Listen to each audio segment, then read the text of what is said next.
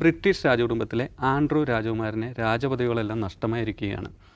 ലൈംഗിക കുറ്റവാളിയായ ജെഫ്രി എപ്സ്റ്റീനുമായിട്ടുള്ള ബന്ധത്തിൻ്റെ പേരിൽ വിശദീകരണം നൽകുന്നതിൽ അദ്ദേഹം പരാജയപ്പെട്ടിരുന്നു. അതിനെ തുടർന്നാണ് ബക്കിംഗ്ഹാം പാലസ് അദ്ദേഹത്തിൻ്റെ രാജപദവികളെല്ലാം എടുത്തു മാറ്റിയത്. കൂടാതെ ബക്കിംഗ്ഹാം പാലസ് പുറത്തിറക്കിയൊരു കുറിപ്പിൽ ഈ പീഡിപ്പിക്കപ്പെടുന്ന അല്ലെങ്കിൽ ഇതേണക്ക് അടിച്ചമർത്തപ്പെടുന്ന ഇത്തരത്തിലുള്ള ലോകത്തുള്ള എല്ലായിടത്തോളം അവരുടെ ഐക്യദാർഢ്യം അറിയിക്കുന്നതെന്ന് കൂടിയിട്ട് പറഞ്ഞിട്ടുണ്ട്. ഈ വിഷയത്തിലേക്ക് നടത്തു പോകുന്നു. അജിംസ്, ഈ മുമ്പെങ്ങും നമുക്ക് ചിന്തിക്കാൻ പോലും കഴിയാത്തൊരു കാര്യമാണ് ഒരു രാജകുടുംബത്തിൽ നിന്ന് ഇത്തരത്തിൽ ഒരു കേസിൽ അല്ലെങ്കിൽ വിവാഹത്തിലൊക്കെ പെട്ട് കഴിഞ്ഞാൽ അതിൽ രാജപദവി ഒഴിവാക്കും എന്നൊക്കെ ഉള്ളത്.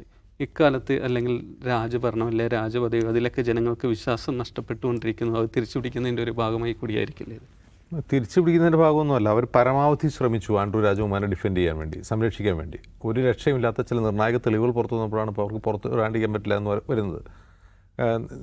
നമ്മൾ ഈ ബ്രിട്ടീഷ് രാജവംശത്തെ പറ്റി നമ്മൾ ആലോചിച്ച് കഴിഞ്ഞാൽ പുറത്തുനിന്ന് നോക്കുന്ന ഒരാൾക്ക്, പുറത്തുനിന്ന് നിരീക്ഷിക്കുന്ന ഒരാളെ സംബന്ധിച്ചിടത്തോളം ഇവരെന്താണ് ചെയ്യുന്നതെന്ന് തോന്നിപ്പോകും. അവരെന്തിനു വേണ്ടിയാണ് ഈ ബ്രിട്ടീഷ് ജനത ആ രാജവംശത്തെ എന്തിനു വേണ്ടിയാണ് നിലനിർത്തിയിട്ടുള്ളത്? കോടിക്കണക്കിന് പൗണ്ടാണ് അവരെ നിലനിർത്താൻ വേണ്ടി അവിടുത്തെ ടാക്സ് പേഴ്സ് കൊടുത്തുകൊണ്ടിരിക്കുന്നത്. അവിടെ യഥാർത്ഥത്തിലാണ് അത് സംഭവിക്കുന്നത്. ഇപ്പോൾ നമ്മുടെ രാജ്യത്തൊരു രാഷ്ട്രപതിയുണ്ട്, പാസ്സാക്കുന്ന നിയമങ്ങൾ ഒപ്പിടാൻ വേണ്ടി ഒരു രാഷ്ട്രപതി മതി. എല്ലായിടത്തും അങ്ങനെയാണ്. ഒരു പ്രസിഡന്റ് ഉണ്ടാവും, പിന്നെ പാർലമെൻറ്റും പ്രധാനമന്ത്രിയൊക്കെ ഉണ്ടാവും. ഇതെന്തിനാണ് ഒരു രാജകുടുംബത്തെ ഇങ്ങനെ തീറ്റിപ്പൂറ്റുന്നതെന്ന് നമുക്ക് തോന്നും. ക്രൗൺ എന്ന് പറഞ്ഞിട്ടൊരു സീരീസ് ഉണ്ട് നെറ്റ്ഫ്ലിക്സിൽ, അത് കണ്ടിട്ടുണ്ടെങ്കിൽ നമുക്ക് മനസ്സിലാവും. അപ്പോൾ അതിൽ ഈ എലിസബത്ത് ആൻജിയുടെ അനുജത്തിയുണ്ട്, മാർഗരറ്റ് രാജകുമാരി. അവർ പറയുന്നുണ്ട് ദ വേൾഡ്സ് ബിഗ്ഗസ്റ്റ് ലൂണാറ്റിക് അസൈലം എന്നാണ് ഈ ബക്കിംഗ്ഹാം പാലസിനെ അവർ വിശേഷിപ്പിക്കുന്നത്. സത്യത്തിൽ നമുക്കങ്ങനെ തോന്നും. കുറേ ഭ്രാന്തമായ ആചാരങ്ങളും നടപടികളും രാജാക്കന്മാരും പരിവാരങ്ങളൊക്കെ ആയിട്ട് നടക്കുകയാണ്. അവിടെയാണ് ഒരു രാജകുമാരൻ, ആൻഡ്രൂ രാജകുമാരനെ ഇത് അഴിച്ചു വയ്ക്കുന്നത്, അവരുടെ രാജപദവി അഴിച്ചു വയ്ക്കാൻ ചാൾസ് രാജാവ് തീരുമാനിക്കുന്നത്. അപ്പോൾ ഈ ആൻഡ്രൂ രാജകുമാരൻ്റെ ആരോപണത്തിന് അടിസ്ഥാനമായ സംഭവം എന്ന് പറഞ്ഞാൽ അമേരിക്കക്കാരിയായ വെർജീനിയ എന്ന് പറഞ്ഞിട്ടൊരു പെൺകുട്ടിയെ, ആ പെൺകുട്ടിയെ 17 വയസ്സുള്ളപ്പോൾ ആൻഡ്രൂ രാജകുമാരൻ റേപ്പ് ചെയ്തു എന്നുള്ളതാണ് സംഭവം. എപ്സ്റ്റീൻ്റെ വീട്ടിൽ വെച്ച് എപ്സ്റ്റീൻ്റെ ഗേൾഫ്രണ്ട് ഗിലെയിൻ മാക്സ്വെല്ലും കൂടി ചേർന്നിട്ട് ഇവരെ റേപ്പ് ചെയ്യാൻ സഹായിച്ചു എന്നുള്ളതാണ് കേസ്. അപ്പോൾ ഈ ആരോപണം വരുമ്പോൾ തന്നെ ആൻഡ്രൂ രാജകുമാരൻ നിഷേധിച്ചു. ബ്രിട്ടീഷ് രാജകുടുംബത്തിൻ്റെ പ്രതികരണം എന്തായിരുന്നു അറിയാം? ഷീസ് എ പ്രോസ്റ്റിറ്റ്യൂട്ട് എന്നായിരുന്നു. അതായത് 17 വയസ്സുള്ളൊരു പെൺകുട്ടി, അതൊരു പ്രോസ്റ്റിറ്റ്യൂട്ടായിരുന്നു, അതുകൊണ്ടാണ് ആൻഡ്രൂവിൻ്റെ അടുത്ത് പോയതെന്നാണ് അവരുടെ ആദ്യത്തെ പ്രതികരണം ഉണ്ടായിരുന്നത്. അവർ ആൻഡ്രൂ രാജകുമാരനെ സംരക്ഷിക്കുകയാണ് ചെയ്തത്. 2009-2010 കാലത്ത് ജെഫ്രി എപ്സ്റ്റീൻ ആദ്യമായി ജയിലിൽ പോകുന്നു. ഫസ്റ്റ് ടൈം ജയിലിൽ പോയിട്ട് തിരിച്ചു വന്നിറങ്ങുമ്പോൾ ആ സമയത്ത് 2009 ഈ പറയുന്ന ആൻഡ്രൂ രാജകുമാരൻ പറഞ്ഞത് അയാളുമായിട്ടുള്ള എല്ലാ ബന്ധങ്ങളും ഞാൻ അവസാനിപ്പിച്ചതാണ്. അപ്പോൾ ഇയാൾ ജയിലിൽ നിന്ന് ഇറങ്ങി വന്നു കഴിഞ്ഞിട്ട് 2010 ആൻഡ്രൂ രാജകുമാരൻ എപ്സ്റ്റീൻ അയച്ചൊരു ഇമെയിൽ കഴിഞ്ഞ ദിവസം ചോർന്നു. അതാണ് ഇപ്പോൾ യഥാർത്ഥത്തിൽ പ്രശ്നം. ആ ഇമെയിലിൽ പറയുന്നുണ്ട് we both are together in this case, നമ്മൾ രണ്ടുപേരും ഇതിൽ പെട്ടിട്ടുണ്ട് എന്ന് പറഞ്ഞിട്ട് മെയിൽ അയച്ചേക്കാണ്. ആ മെയിൽ പുറത്തു വന്നപ്പോഴാണ്, അതുമാത്രമല്ല ഈ ഒരു റോയൽ ഇൻസൈഡർ എന്ന് പറയാവുന്ന ഒരാൾ, അതായത് ആൻഡ്രൂവിൻ്റെ ഉപദേശകൻ പദവിയിലുള്ള ഒരാളുടെ ഒരു വീഡിയോയും പുറത്തു വന്നു UK. ആ വീഡിയോയിൽ എന്താണെന്ന് വെച്ചാൽ ആൻഡ്രൂ ഭയങ്കര കുഴപ്പക്കാരനാണ്. വേറൊരാളുടെ സംസാരിക്കുന്ന ഒരു ഒളിക്യാമറയാണ്. ആ ഭയങ്കര കുഴപ്പക്കാരനാണ്, ചെറിയ പെൺകുട്ടികളെയൊക്കെ റേപ്പ് ചെയ്യുന്ന ആളാണ്.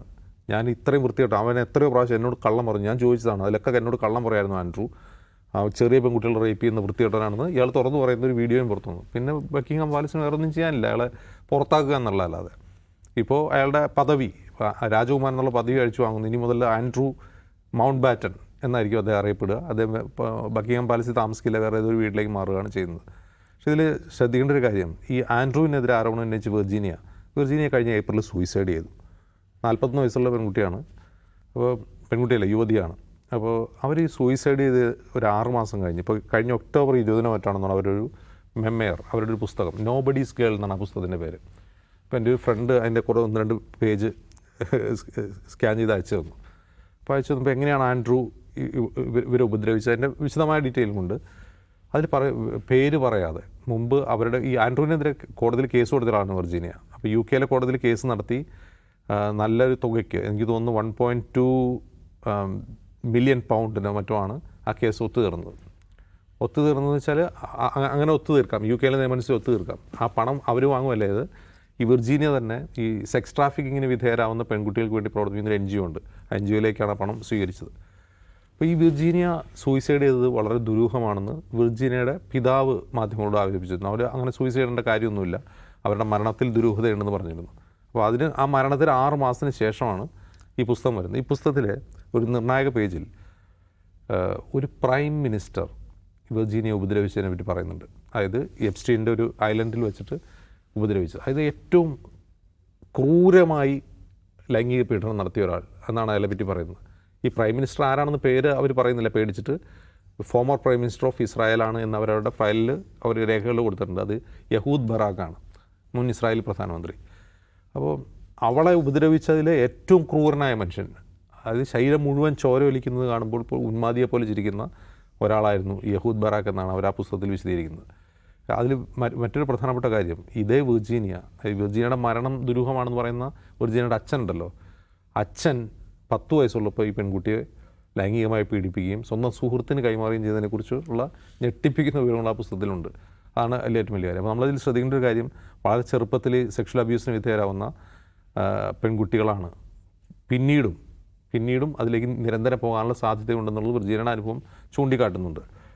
എപ്സ്റ്റീൻ ഫയൽ ഒരു പക്ഷേ ഒരു അമേരിക്കൻ രാഷ്ട്രീയത്തിലൊരു വാട്ടർലൂ ആവാൻ സാധ്യതയുണ്ട്. അതിൻ്റെ ഒരു കാരണം എന്താണെന്ന് വെച്ചാൽ, ഇപ്പോൾ ഈ വെർജീനിയയുടെ പുസ്തകത്തിൽ ട്രംപിനെ പറ്റി പറയുന്നുണ്ട്, പക്ഷേ ട്രംപിനെ പറ്റി നെഗറ്റീവായിട്ടൊന്നും അവർ രേഖപ്പെടുത്തിയിട്ടില്ല.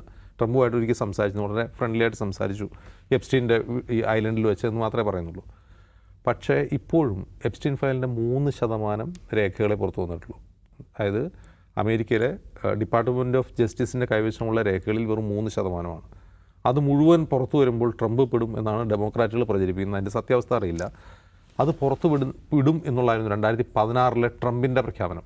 അദ്ദേഹത്തിന് ഫസ്റ്റ് ടൈമിൽ അദ്ദേഹം പ്രഖ്യാപിച്ചത്, ഞാൻ അധികാരത്തിൽ വന്നാൽ എപ്സ്റ്റീൻ ഫയൽ പുറത്തു വിടും എന്നുള്ളതായിരുന്നു. പക്ഷേ എപ്സ്റ്റീൻ ഫയലിൽ ഇനി ആരൊക്കെയുണ്ട്? അതിൽ നോബൽ ജേതാക്കൾ മുതൽ ശാസ്ത്രജ്ഞന്മാർ മുതൽ രാഷ്ട്രീയക്കാർ മുതൽ പ്രധാനമന്ത്രി വരെ നീങ്ങുന്ന വലിയ പട്ടിക എപ്സ്റ്റീൻ്റെ സുഹൃത്ത് വലയത്തിലുണ്ട്. അതിലാരൊക്കെയാണ് ഇരപിടിയന്മാർ, ആരൊക്കെയാണ് പ്രെഡേറ്റേഴ്സ് എന്നുള്ളത്, ഈ വിവരങ്ങൾ മുഴുവൻ, ഈ ഫയൽ മുഴുവൻ പുറത്തു വന്നാലേ മനസ്സിലാവും. പക്ഷെ അത് പുറത്തു വരാതിരിക്കുന്നതിന് പിന്നിൽ വലിയ രാഷ്ട്രീയമുണ്ട്. നമ്മൾ ശ്രദ്ധിക്കേണ്ട ഒരു കാര്യം, എലോൺ മസ്കിൻ്റെ ഒരു ട്വീറ്റാണ്. മസ്ക് പറഞ്ഞല്ലോ, ട്രംപ് അത് പുറത്തുവിടാത്ത ട്രംപിൻ്റെ പേര് അതിലുള്ളതുകൊണ്ടാണെന്ന്. അതുണ്ടോ ഇല്ലയോ എന്നാണ് ഇനി അറിയേണ്ടത്.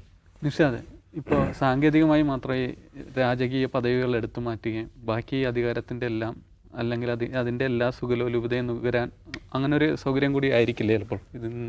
പക്ഷെ എന്നാലും എനിക്ക് തോന്നുന്നത് ബ്രിട്ടീഷ് ജനതയ്ക്ക് മുമ്പിലും ലോകത്തിന് മുമ്പിലും ആൻഡ്രൂ രാജകുമാരൻ ഓഡിറ്റ് ചെയ്യപ്പെട്ട് കഴിഞ്ഞിട്ടുണ്ട്. നിയമ നടപടികളെ സ്വാഭാവികമായിട്ടും നേരിടേണ്ടി വരികയും ചെയ്യും. നമ്മളിപ്പോൾ എന്തൊക്കെ പറഞ്ഞാലും ഇത്തരം സംഗതികൾ പുറത്തു വന്നാൽ അത് വലിയ അക്കൗണ്ടബിൾ ആവുന്ന സംസ്കാരമുള്ള നാട്ടിലാണ് ഈ പ്രശ്നം ഉണ്ടായിട്ടുള്ളത്. അപ്പോൾ അമേരിക്കയിലായാലും ബ്രിട്ടനിലായാലും നമ്മൾ ഇത്തരം സംഗതികൾ ഉണ്ടാവുകയും അതിൻ്റെ പ്രയാസങ്ങൾ പ്രധാനപ്പെട്ട മനുഷ്യർ അല്ലെങ്കിൽ പ്രധാനപ്പെട്ട നേതാക്കൾ, പ്രസിഡന്റുമാരൊക്കെ അനുഭവിക്കുന്നത് കണ്ടിട്ടുണ്ട്. ഇവിടുത്തേനേക്കാളും കുറച്ചുകൂടി പ്രയാസമാണ് എന്തെങ്കിലുമൊക്കെ പറഞ്ഞവരെ പിടിച്ചു നിൽക്കാൻ. ശരിയാണ്, പിടിച്ചു നിൽക്കാൻ പരമാവധി ശ്രമിച്ചിട്ടുണ്ട്. നേരത്തെ അജ്മസ് പറഞ്ഞ പോലെ ആ രാജകുടുംബം അദ്ദേഹത്തെ സംരക്ഷിക്കാൻ പരമാവധി ശ്രമിച്ചു. കാരണം രാജകുടുംബത്തിൻ്റെ അന്തസ്സ് വളരെ പ്രധാന സംഗതിയാണ് അവിടെ. ഇപ്പോൾ പോലും അദ്ദേഹത്തെ ഒഴിവാക്കുന്നത് രാജകുടുംബത്തിൻ്റെ അന്തസ്സ് നിലനിർത്തിയേ പറ്റൂ. അതിൻ്റെ അന്തസ്സ് വളരെ പ്രധാനമാണ്.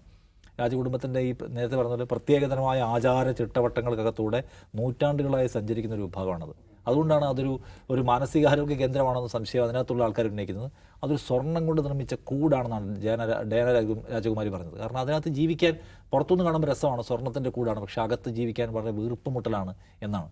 അത്രയും കുടുസാണ് അതിൻ്റെ ജീവിത സങ്കല്പം എന്ന് പറയുന്നത്. അപ്പോൾ അവർക്ക് അവരുടെ അന്തസ്സ് പ്രധാനമാണ്.